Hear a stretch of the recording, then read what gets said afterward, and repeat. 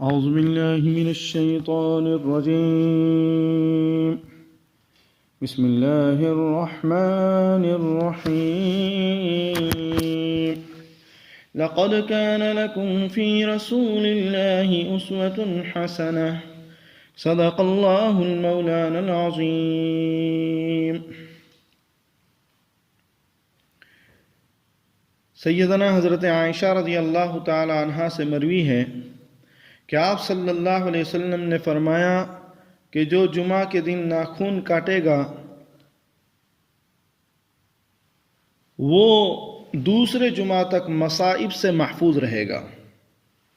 طبرانی نے مجمع الزوائد میں بھی یہ روایت نقل کی ہے، لیکن کنز العمال نے اس کو ضعیف قرار دیا۔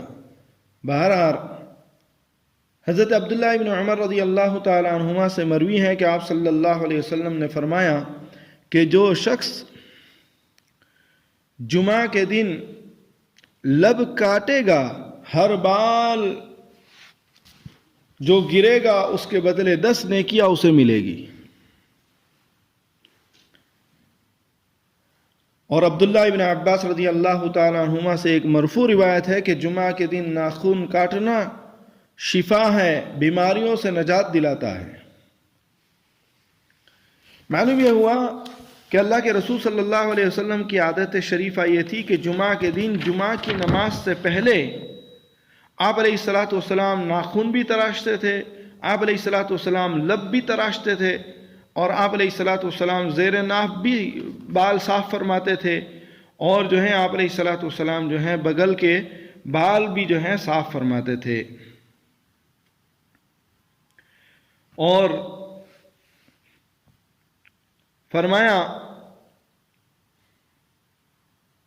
کہ حضرت جابر رضی اللہ تعالیٰ عنہ سے مرفوعاً روایت ہے کہ آپ صلی اللہ علیہ وسلم نے فرمایا کہ ناخن تراشو کہ ناخن اور گوشت کے درمیان شیطان دوڑتا ہے۔ اگر کوئی آدمی ناخن نہیں تراشتا، اگر نخوں کو بڑے رکھتے ہیں تو فرمایا کہ جو ہے شیطان اس کے ناخن اور گوشت کے درمیان جو ہے دوڑتا رہتا ہے۔ اور امام غزالی علیہ الرحمہ نے احیاء العلوم میں لکھا کہ اگر بڑے ہوئے ناخن ہو تو اس کے اوپر شیطان بیٹھتا ہے، اگر ناخن جو ہیں بڑے ہو تو اس پر شیطان بیٹھتا ہے۔ اس سے معلوم ہوا کہ ناخن کا نہ تراشنا اور چھوڑے رکھنا درست نہیں۔ بعض لوگ ہاتھ کے کسی ایک انگلی، مثلا سب سے چھوٹی انگلی کے ناخن کو چھوڑے رکھتے ہیں، یہ بھی درست نہیں ہے، یہ بھی مکروہ ہے، ناپسندیدہ ہے، مذموم اور قبیح عادت ہے۔ یہ انسانی خصلت نہیں، درندوں کی صفت ہے۔ ناخن کون بڑا رکھتے ہیں؟ ناخن جو ہیں درندے بڑے رکھتے ہیں، کیونکہ وہ کاٹتے نہیں ہیں۔ تو جو انسان ناخن کو بڑا رکھتا ہے گویا کہ اپنے آپ کو درندوں کے مشابہ کرتا ہے۔ مولا علی قاری رحمۃ اللہ علیہ نے یہ بھی لکھا کہ ناخن نہ کاٹنا، بڑے ہوئے رکھنا تنگی رزق کا بھی باعث ہے۔ اور نبی پاک صلی اللہ علیہ وسلم سے ہیں کہ انہوں نے ناخن کاٹے اور اس کے تراشے کو جمع کر کے دفن کر دیا، اور پھر کہا کہ میں اسی طرح آپ کو ناخن کے تراشے کو دفن کرتے ہوئے دیکھا۔ اور فتح الباری میں بھی لکھا کہ ناخن کاٹنے کے بعد اسے دفن کر دینا چاہیے۔ عمدۃ القاری شرح بخاری میں اس کا کوئی وقت نہیں ہے ناخن کاٹنے کا، جب بھی ناخن اور لب بڑھ جائیں بس اس کو تراش لو۔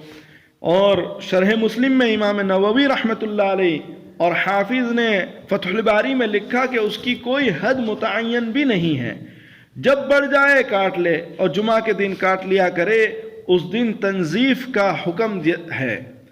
اور ملا علی قاری رحمۃ اللہ علیہ نے شرح مشکات میں حد کی وضاحت کرتے ہوئے لکھا کہ لب کے بال اور ناخن جب بڑھ جائے تو کاٹ لے، البتہ زیر ناف بال اور بغل کے بال کو ہفتہ اور عشرے سے مؤخر کر سکتے ہیں، مگر لب اور ناخن کو نہیں، یہ دونوں ہفتے میں بڑھ جاتے ہیں۔ اسی وجہ سے روایت میں ہے کہ آپ لب اور ناخن ہفتے میں یعنی ہر ہفتہ جمعہ کے دن جو ہیں اس کو جو ہے کاٹ لیتے تھے۔ اور افضل یہی ہے کہ ہر جمعہ کو ہر قسم کی صفائی کر لے، اگر ہفتے میں نہ کر سکے تو 15 دن میں، اور 40 دن کے بعد جو ہے گناہ اور وعید کا مستحق ہو جاتا ہے۔ علامہ نووی رحمۃ اللہ علیہ نے شرح مسلم میں بھی یہ نقل کیا ہے کہ اور حافظ ابن حجر رحمۃ اللہ علیہ نے فتح الباری میں بھی لکھا ہے کہ ناخن کاٹنے کی یہ ترتیب مستحب ہے کہ اولاً رائٹ ہینڈ کی بڑی انگلی جو ہے شہادت کی انگلی وہاں سے اس کو جو ہے شروع کرے، اس کے بعد بیچ والی انگلی، اس کے بعد بغل والی، اور پھر سب سے چھوٹی انگلی، پھر اخیر میں انگوٹھا، ہاں اس کے بعد بائیں ہاتھ کی سب سے چھوٹی انگلی، پھر اس کے بغل والی، اس طرح جو ہے آخر تک جو ہے کاٹے۔ اور امام غزالی علیہ الرحمہ نے احیاء میں یہ بھی لکھا کہ دائیں ہاتھ کے انگوٹھے کو باقی رکھے اور بائیں ہاتھ کے انگوٹھے کے بعد جو ہے اس کو کاٹے۔ گویا یہ ایک دوسرا طریقہ ہے، تو اس طرح بھی کاٹ سکتے ہیں۔ تو اس لیے اس کے کاٹنے کا اور یاد رکھنے کا آسان طریقہ یہ ہے کہ جیسے ہم دعا کرتے ہیں تو ہاتھ کیسے اٹھاتے ہیں، تو بس اس میں سیدھے ہاتھ کی جو پہلی انگلی ہے یعنی کلمہ شہادت والی انگلی ہے اس سے ایسے شروع کرو اور کاٹتے جاؤ تو بالکل یہ صحیح ترتیب ہوگی، اور پھر اخیر میں جو ہے رائٹ ہینڈ کے انگوٹھے کی جو ہے انگلی کو ناخن کاٹ لو تو یہ جو ہے مکمل طور پر ہو جائے گا۔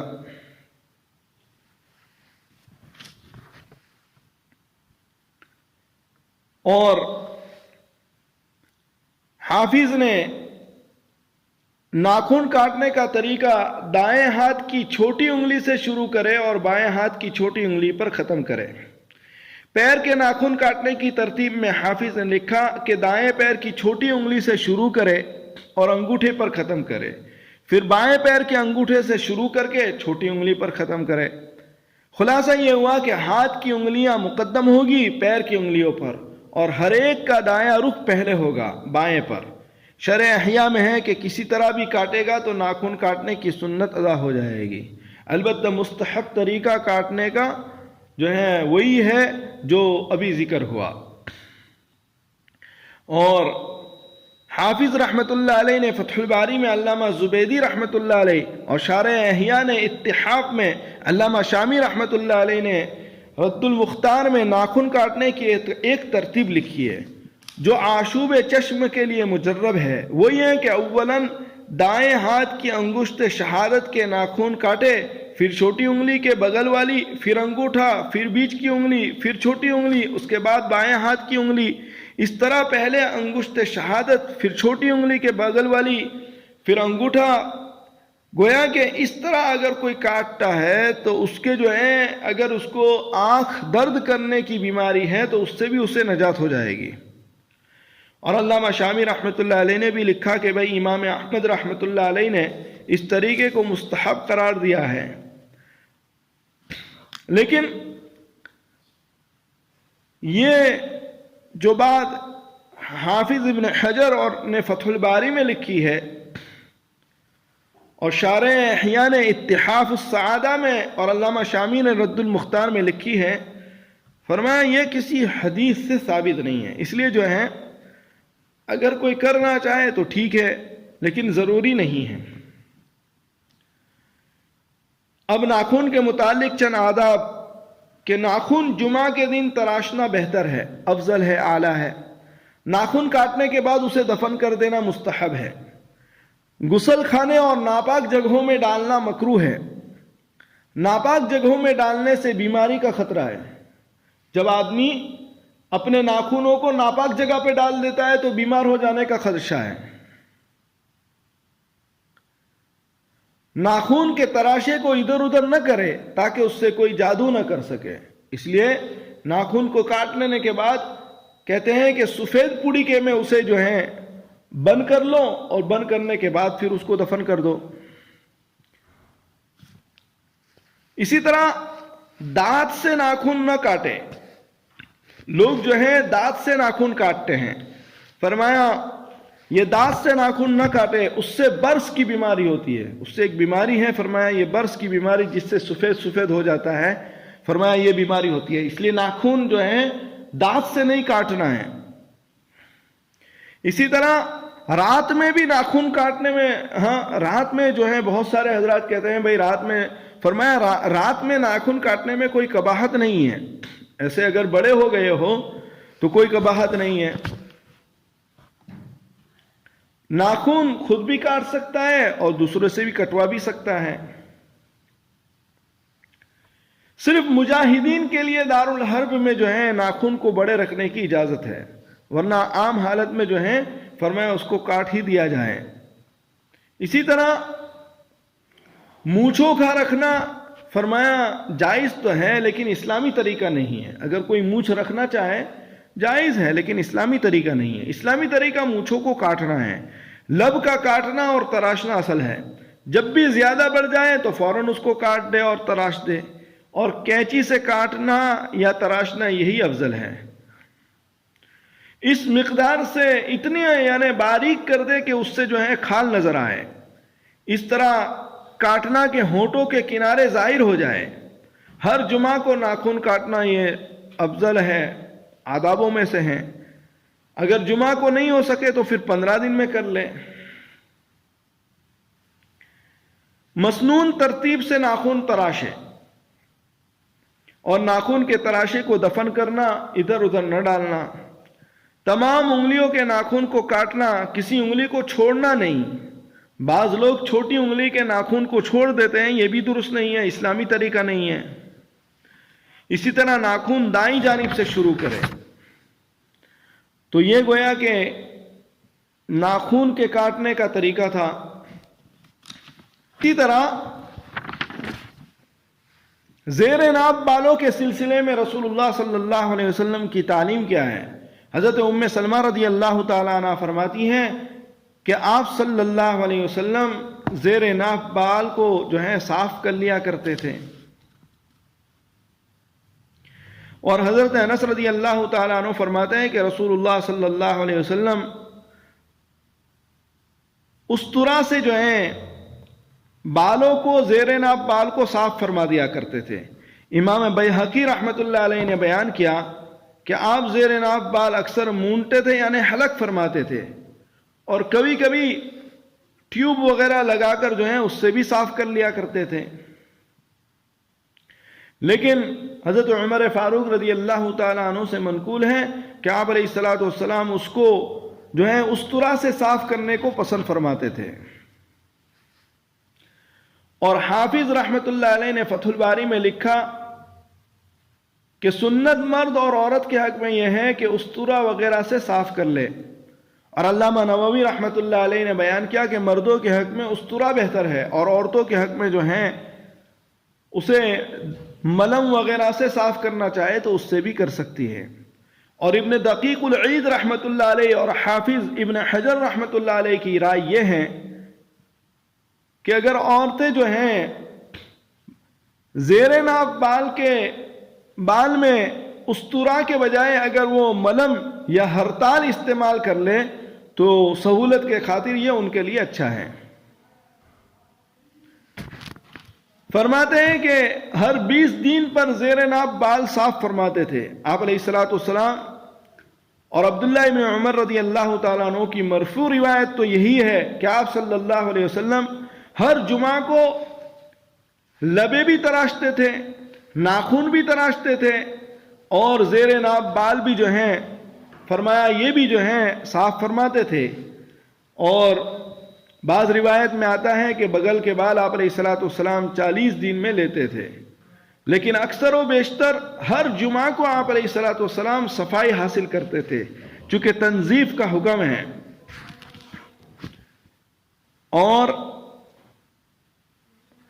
مستحب اور اعلیٰ یہی ہے کہ ہر جمعہ کو زیر ناف بال بھی صاف کر لے، لب بھی تراش لے، ناخن بھی تراش لے، اور اگر یہ نہ ہو سکے تو 15 دن میں کر لے، ورنہ 40 دن فرمایا اس کی آخری حد ہے۔ اور بنی غفار کے ایک شخص سے مرفوعاً روایت ہے کہ جو شخص زیر ناف بال نہ لے، ناخن نہ کاٹے، لب نہ تراشے، وہ ہم میں سے نہیں ہے۔ زیر ناف بال سے مراد مرد عورت کے پیشاب گاہ کے ارد گرد جو بال بلوغت کے بعد اگتے ہیں وہ مراد ہے۔ پیشاب گاہ اور پاخانہ کے مقام دونوں کا دور کرنا یہ جو ہے مستحب عمل ہے۔ مردوں اور عورتوں کے لیے پیشاب گاہ کے اوپری حصے کے بال بھی شامل ہیں، اور مردوں اور عورتوں کو زیر ناف بالوں کا دور کرنا ضروری ہے۔ 40 دن گزرنے پر گناہ اور وعید کا استحقاق ہے، اور پاخانے کے ارد گرد جو بال ہے اس کو دور کرنا بھی مستحب عمل ہے، اور اگر کوئی استرا کے بجائے کینچی استعمال کرے تو یہ بھی درست ہے۔ سنت کا ثواب حلق یعنی استرا لگانے سے ملے گا۔ اور زیر ناف بال دور کرنے کا طریقہ یہ ہے کہ بال موننے کی ابتدا ناف کے نیچے سے کرے۔ سبحان اللہ، ہر چیز کا طریقہ جو ہے ہمیں بتلایا گیا ہے کہ اگر زیر ناف بال بھی صاف کرنا ہے تو اس کی ابتدا ناف کے نیچے سے کریں گے، اور زیر ناف بال کو کسی دوسرے کا دیکھنا بھی جائز نہیں، اس لیے غسل خانے میں اس طرح نہ چھوڑے کہ دوسرے کی نگاہ اس پر گر جائے۔ بہت سی دفعہ یہ ہوتا ہے کہ ایک گھر میں بہت سارے لوگ رہتے ہیں، محرم نامحرم، تو ظاہری بات ہے کہ اگر ایک بندہ غسل کر کے گیا اور اس نے بال کاٹے ہیں تو جیسے جسم پر لگے ہوئے بال زیر ناف یہ کوئی دیکھ نہیں سکتا، اسی طرح کاٹے ہوئے بال کا بھی کسی کا دیکھنا درست نہیں ہے، اس لیے جو ہے اس کا بھی اہتمام رکھیں۔ سیدنا حضرت ابو ہریرہ رضی اللہ تعالیٰ عنہ سے مروی ہے کہ آپ صلی اللہ علیہ وسلم نے فرمایا کہ 5 امور فطرت یعنی فطرت حسنہ میں سے ہیں، اس میں ایک ختنہ کرنا، نمبر 2 زیر ناف بال لینا، نمبر 3 بغل کے بال کو اکھاڑنا، نمبر 4 ناخون کا تراشنا، نمبر 5 لبوں کا تراشنا۔ اور حضرت عائشہ رضی اللہ تعالی عنہ سے مروی ہے کہ آپ صلی اللہ علیہ وسلم نے فرمایا کہ 10 چیزیں فطرت سے ہیں، نمبر 1 لب تراشنا، نمبر 2 داڑھی کا چھوڑنا، نمبر 3 مسواک کرنا، نمبر 4 ناک صاف کرنا، نمبر 5 ناخون تراشنا، نمبر 6 جوڑوں کو صاف کرنا، نمبر 7 ناک کے بال اکھاڑنا، نمبر 8 زیر ناف بال لینا، اور نمبر 9 انتقاص الماء، اور نمبر 10ویں چیز شاید کلی کرنا ہے۔ فطرت سے مراد حضرات انبیاء علیہ السلام کی سنت ہے۔ فطرت کے امور انہی 5 میں منحصر نہیں، اس سے بھی زیادہ ہے۔ حافظ ابن حجر رحمۃ اللہ علیہ نے عربی کا قول لکھا ہے کہ قریب 30 بلکہ اس سے بھی زائد جو ہیں فرمایا فطرت سے ہیں، اور ختنہ سنت مؤکدہ واجب ہے، شعائر اسلام میں سے ہیں، اور بہتر یہ ہے کہ ختنہ 7ویں دن ہو جائے، جب بچہ پیدا ہو تو اس کے 7ویں دن جو ہے اس کی ختنہ کر دی جائے۔ حضرت جابر رضی اللہ تعالیٰ عنہ کی حدیث ہے کہ آپ صلی اللہ علیہ وسلم نے حسن اور حسین رضی اللہ تعالیٰ عنہما کا ختنہ 7ویں دن کرایا تھا۔ ختنہ جو ہے 7ویں دن کرانا یہ سنت ہے۔ حضرت عبداللہ ابن عباس رضی اللہ تعالیٰ عنہ سے مروی ہے کہ 7ویں دن ختنہ کرا دے، یہ سنت طریقہ ہے۔ اور حافظ ابن حجر رحمۃ اللہ علیہ نے لکھا کہ ختنہ جلدی کرا دیا جائے، اس لیے کہ جلد نرم رہتی ہے اور اس میں بڑے فوائد ہیں۔ بہت سارے لوگ بہت دیر سے بچے کی ختنہ کرواتے ہیں، بچے کی ختنہ کروانے کا سنت طریقہ 7ویں دن اس کی ختنہ ہو جانی چاہیے، 7ویں دن اس کے بال بھی جو ہے کاٹ دیے جائیں، اس کے جو ہے ختنہ بھی ہو جائے اور اس کا عقیقہ بھی ہو جائے، گویا کہ سارے کام جو ہیں 7ویں دن جو ہے کر لی جائے۔ فیض الباری میں ہے کہ سن شعور سے قبر، اور کب تک کرا سکتے ہیں؟ فرمایا کہ سن شعور سے قبل جو ہے فرمایا ختنہ کرا لی جائے، اور بعض لوگ ختنے میں تاخیر کرتے ہیں یہاں تک کہ بچہ بہت بڑا ہو جاتا ہے، فرمایا اس میں تکلیف زیادہ ہے، اس لیے بچپن ہی میں جو ہے اس کو جلد سے جلد جو ہے فرمایا اس کی ختنہ کرا لی جائے۔ اسی طرح بغل کے بال، اس میں سنت کیا ہے؟ رسول اللہ صلی اللہ علیہ وسلم بغل کے بال کو اکھاڑتے تھے، اکھاڑتے تھے، استرا نہیں لگاتے تھے، لیکن یہ بچپن سے اگر جس کو عادت ہے اس کو پھر کوئی تکلیف نہیں ہے، لیکن اگر ایک بندے کو استرا مارنے کی عادت ہو گئی ہے اب وہ اکھاڑے گا تو شاید اس کا خون بھی نکل آئے گا، اس لیے جو ہے جس کو بچپن سے اگر یہ اکھیڑنے کی عادت ہو تو بہت اچھی بات ہے، اور اگر عادت نہ ہو تو پھر جو ہے استرائی لگاتا رہے۔ اس لیے کہ اکھاڑنے میں استرا لگانے کے فائدے کے مقابلے میں فائدے زیادہ ہے۔ جب آدمی بال اکھاڑتا ہے تو پھر بدبو بھی نہیں آتی، ہاں، اور نرم بھی رہتی ہے، چمڑی بھی نرم رہتی ہے، جلد بھی نرم رہتی ہے۔ ورنہ اگر آدمی مونٹا رہتا ہے تو وہ سب سخت ہو جاتے ہیں۔ اس لیے، اور بڑی بات یہ ہے کہ سنت ادا ہوتی ہے بال کے اکھاڑنے سے۔ تنظیف تو حاصل ہو جائے گی استرا سے بھی، لیکن سنت حاصل ہوگی بال کے اکھاڑنے سے۔ تو مرد اور عورت کے لیے بغل کے بال کو اکھاڑنا سنت ہے، لیکن یہ اس وقت سے کرائے جب بچے کو پہلی ہی دفعہ بال آئے، اسی وقت اس کو اکھاڑنا سکھائے، ورنہ جو ہے بعد میں مشکل ہو جاتا ہے۔ یونس ابن عبد العالی رحمۃ اللہ علیہ امام شافعی رحمۃ اللہ علیہ کے پاس ایک مرتبہ گئے، ہاں، تو دیکھا کہ بغل کے بال منڈوا رہے تھے۔ آپ نے فرمایا معلوم تو ہے کہ سنت اکھاڑنا ہے، مگر اکھاڑنے کی طاقت نہیں پاتا۔ ہاں، امام شافعی علیہ الرحمہ کے پاس یہ ایک صاحب ہے یونس ابن عبد العالی، یہ گئے تو دیکھا کہ امام شافعی علیہ الرحمہ جو ہیں بغل کے بال کو استرا سے صاف کر رہے تھے۔ تو پھر جو ہے اس وقت امام شافعی علیہ الرحمہ نے فرمایا کہ بھائی اصل سنت تو بال کو اکھاڑنا ہی ہے، لیکن اب میرے اندر اتنی ہمت نہیں ہے، ہاں، اس لیے یہ بھی ضروری ہے کہ بھائی بچپن ہی سے بچے کو ان تمام باتوں کی تعلیم دی جائے تاکہ وہ سنت کا شیدائی بنے، سنت کا شیدائی بنے۔ ورنہ جو ہے اب دیکھو صحابہ اور جماعت صحابہ یہ حضور صلی اللہ علیہ وسلم کی ایک ایک سنت پر کتنی مضبوطی کے ساتھ عمل کرتے تھے، ہاں، کتنی مضبوطی کے ساتھ۔ بال کا اکھاڑنا، بال کا جو ہے استرا لگانا، اس میں ان تمام چیزوں میں بھی سنت کو دیکھتے تھے کہ بھئی سنت طریقہ کیا ہے، ہاں، سنت طریقہ کیا ہے۔ رسول اللہ صلی اللہ علیہ وسلم سے قرب کا ایک ہی ذریعہ ہے، اور وہ یہ ہے کہ حضور صلی اللہ علیہ وسلم کی کامل اتباع کی جائے، آپ علیہ الصلوۃ والسلام کی کامل اتباع کی جائے۔ معلوم یہ ہوا کہ بھئی بغل کے جو بال ہیں ان بال میں اکھیڑنا اس کو سنت ہے، اس میں جو ہے استرا لگانا یہ سنت نہیں ہے، اس میں استرا لگانا سنت نہیں ہے۔ اور مستحب طریقہ کیا ہے؟ فرمایا دائیں طرف کے بال کو پہلے صاف کر دیا جائے، ہاں، اس میں بھی ترتیب ہے کہ بھئی ٹھیک ہے بال صاف کرنا ہے، بغل کے بال صاف کرنا ہے تو پہلے سیدھے بغل کے بال کو صاف کریں گے، پھر بائیں بغل کے بال کو صاف کریں گے۔ زیر ناف بال کو صاف کرنا ہے تو ناف کے نیچے سے اس کی ابتدا کی جائے گی۔ سر کے بال کاٹنا ہے تو پیشانی سے پہلے کاٹنا ابتدا کی جائے گی۔ فرمایا ہر چیز میں جو ہے سنت طریقہ جو ہے اللہ کے رسول صلی اللہ علیہ وسلم نے ہمیں سکھایا ہے۔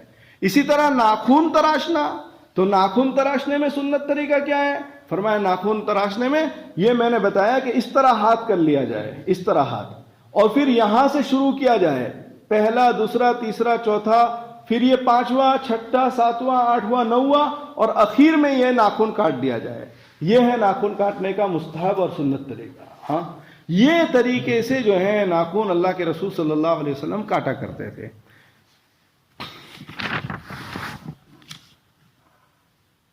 اسی طرح ناک کے بال کو صاف کرنا یہ بھی سنت طریقہ ہے۔ اگر کسی کے بال ناک میں بڑے ہو جاتے ہیں اور اس سے باہر آتے ہیں، فرمایا اس کو کینچی سے کاٹ دیا جائے، اس کو کینچی سے کاٹ دیا جائے۔ اسلام اور شریعت یہ نہیں سکھاتی کہ اپنے آپ کو بہروپے بنا کے رکھو، فرمایا نہیں، ترتیب سے اپنے آپ کو رکھو، ہاں، لیکن ترتیب وہی ہوگی جو جناب رسول اللہ صلی اللہ علیہ وسلم نے ہمیں سکھائی ہے۔ لہذا جو ہے اس کا بھی خیال رکھا جائے۔ اور عمر ابن شعیب رحمۃ اللہ علیہ کی روایت میں ہے کہ آپ صلی اللہ علیہ وسلم نے فرمایا کہ ناک کے بالوں کو بھی اکھاڑ دو، ہاں، یہ بھی ناک کے بال اگر زیادہ بڑے ہو گئے اس کو اکھاڑ دو، لیکن اگر کوئی کینچی سے کاٹنا چاہے تو کینچی سے بھی کاٹ سکتے ہیں۔